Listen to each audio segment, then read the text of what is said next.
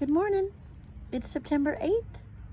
Welcome to today's Daily Dose. I hope you all had a great Labor Day weekend where you got to rest at least a little bit from your labors. Hopefully have some fun, relax, and unwind a bit.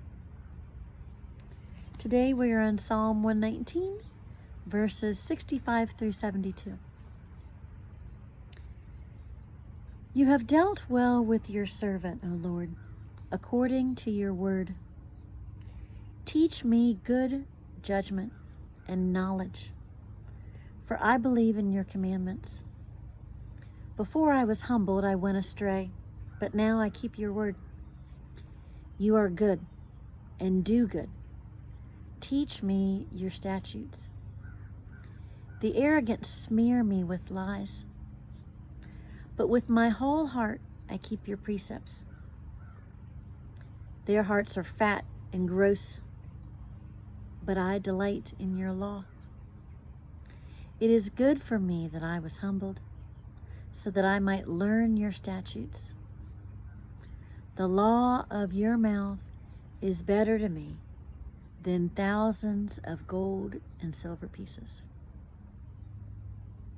Here ends the reading.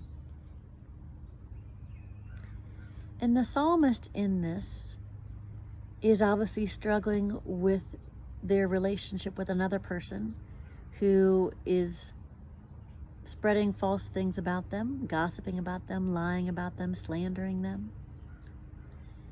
And I think the psalmist is really honest that the psalmist, it sounds like, struggled with that. And it says, I went astray previously. And I'm guessing that would be easy to do. If someone's lying about you, it would be easy to be reactive in that space and angry and want revenge or act in ways that may not be helpful in the situation out of frustration and anger and grief.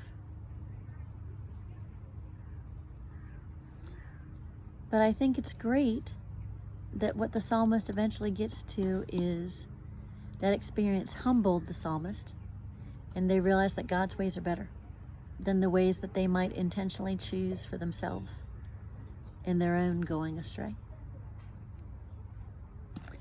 And I think it's funny that they talked about the hearts of that person being gross. I don't know what that means in biblical times. I know what it might mean in current times. To me, that sounds like they don't respect the person. They don't like the person. They look at the person and they're repulsed by what's in their heart. Their hearts are gross.